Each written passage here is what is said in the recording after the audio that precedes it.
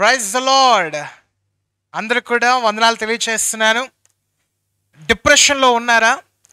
జీవితము ఎలా అని చెప్పి ఆలోచనలో పడుతున్నారా? పిల్లల భవిష్యత్తు ఏంటా అని చెప్పి ఆలోచనలో పడుతున్నారా? అనారోగ్యము మిమ్మల్ని తినివేసేస్తుంది, శరీరము రోజు రోజుకి క్షీణించిపోతుందని చెప్పి డిప్రెషన్లోకి వెళ్ళిపోయి, బాధల్లోకి వెళ్ళిపోయి, భయంకరమైన ఒత్తిడి మీ జీవితంలో దుఃఖము ఎదుర్కొంటున్నారా? ఈ వాక్యము మీ కొరకే, మీ యొక్క ఎదుగుదల కొరకే, మీ జీవితాన్ని మోటివేట్ చేయడానికే, పైకి అప్లిఫ్ట్ చేయడానికే ఈ వాక్యము చెప్పుచున్నాను. చాలామంది జీవితంలో, భారతదేశంలో చాలామంది అడిగినట్లయితే ఒక్కొక్కరికి ఒక్కొక్క సమస్య లేని వారు అంటూ కూడా ఎవరు ఈ దేశంలో లేరు, ప్రపంచంలో సైతము కూడా లేరు. ఈరోజు ఈ యొక్క డెలివరెన్స్ ఏదైతే చెప్పుతున్నానో, వాక్యము ఏదైతే చెప్పుతున్నానో, దీన్ని మీరు గైకొని అనుసరించినట్లయితే ఖచ్చితంగా దేవుడు మీ జీవితంలో ఆ ఒత్తిడిని, ఆ దుఃఖమును, ఆ ఏడుపును, ఆ బ్యాడ్ ఫేస్ ఏదైతే మీ జీవితంలో వెళ్తుందో దేవుడు తీసివేయబోతున్నాడు. ఒకరోజు దావీదు అమాలేకుల చేత భయంకరంగా యుద్ధము చేయబడ్డాడు. దావీదు లేని సమయంలో అమాలేకులు మొత్తము కూడా దావీదు యొక్క భార్యలను, పిల్లలను ఎత్తుకుని వెళ్ళిపోయారు. అలాంటి సమయంలో ఇంటికి వెళ్ళి చూసేసరికి దావీదు మొత్తం అంతా వెతికాడు, పిల్లలు లేరు, తర్వాత భార్యలు కనబడట్లేదు. తన సహచరులు, అనగా 600 మంది ఉన్న సహచరులు కూడా, వాళ్ళు భార్యలు, పిల్లలు కూడా కనబడట్లే.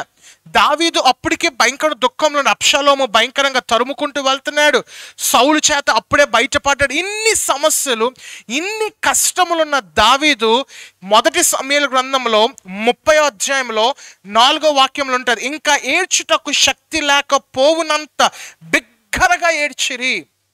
భయంకరంగా దావీదు ఏడ్చాడట. ఏడుపు అనేది ఎప్పుడు వస్తుంది? డిప్రెషన్లోకి వెళ్ళిపోయినప్పుడు, దుఃఖంలోకి వెళ్ళిపోయినప్పుడు, భయంకరంగా మన జీవితము ఏంటా అనే పరిస్థితిలో పడినప్పుడు ఏడుపు, బిగ్గరగా ఏడిసినంత వేదన వచ్చేస్తుంటారు. నాకు ఎంతో నచ్చిన ఆ యొక్క వచనం ఏంటంటే, అలాంటి సమయంలో దావీదు ఏడుస్తున్న సమయంలో తన చుట్టూ ఉన్న 600 మంది కూడా, ఒరే దావీదు వల్ల ఈ సమస్యలు మనకు వస్తున్నాయి, ఈ దావీదు వల్ల మన జీవితాలలో పాడవుతున్నాయి, రాళ్ళు రువ్వి దావీదుని చంపేద్దాం, ఈ దావీదు అనేవాడిని లేకుండా చేద్దాం అన్న సమయంలో దావీదు ఒక విషయాన్ని బట్టి ధైర్యము తెచ్చుకున్నాడట.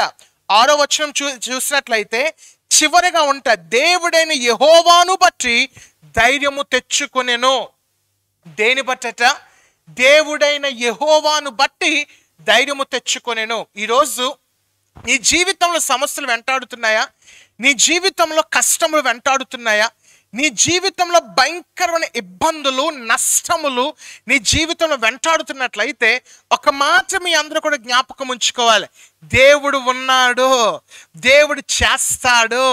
నన్ను ప్రతి ఒక్క అవమానము, దుఃఖము, ఏడుపు నుంచి దేవుడు తప్పించగలడు. దావీదు ఆ విషయము బట్టే, దేవుని బట్టే దావీదు ధైర్యము తెచ్చుకున్నాడు. ఈరోజు నీ బంధువులు నీ పక్షాన లేకపోవచ్చు, నీ మిత్రులు నీ పక్షాన లేకపోవచ్చు, నా దేవుడు నీ పక్షాన ఉన్నాడు గనుక నువ్వు దేవుని బట్టి ధైర్యము తెచ్చుకోవాలి. రెండోదిగా, మొట్టమొదటిగా దేవుని బట్టి మనం అందరం కూడా ధైర్యం తెచ్చుకోవాలి. రెండోదిగా దేని బట్టి ధైర్యం తెచ్చుకోవాలి తెలుసా? కీర్తన గ్రంథము 119వ కీర్తన 136వ అధ్యాయం చూసినట్లయితే, జనులు నీ ధర్మశాస్త్రమును అనుసరించకపోయినందుకు నా కన్నీరు ఏరులై పారుచున్నది. ఏమై పారుచున్నది? ఏరులై పారుచున్నది. దేనికట?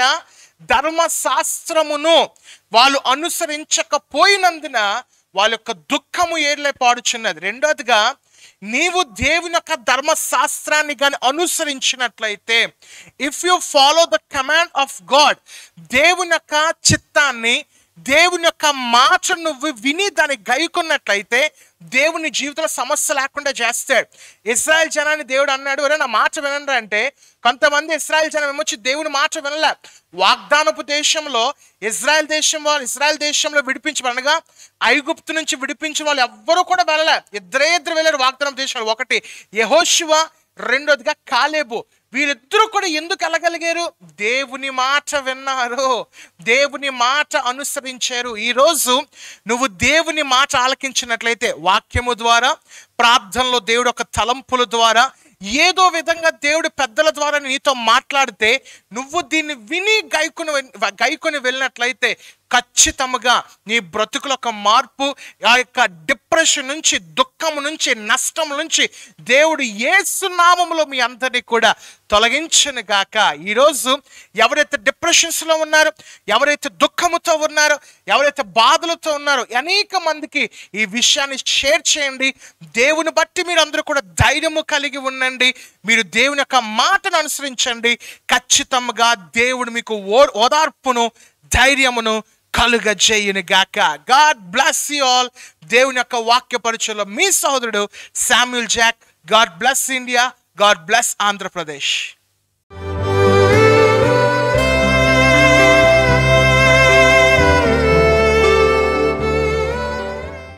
చిన్ని చిన్ని ఆశ నాలో రేగేనే, దేవానితో నేను జీవించాలని. చిన్ని చిన్ని ఆశ నాలో కలిగేనే, రాజువైన నిన్ను చూడాలని.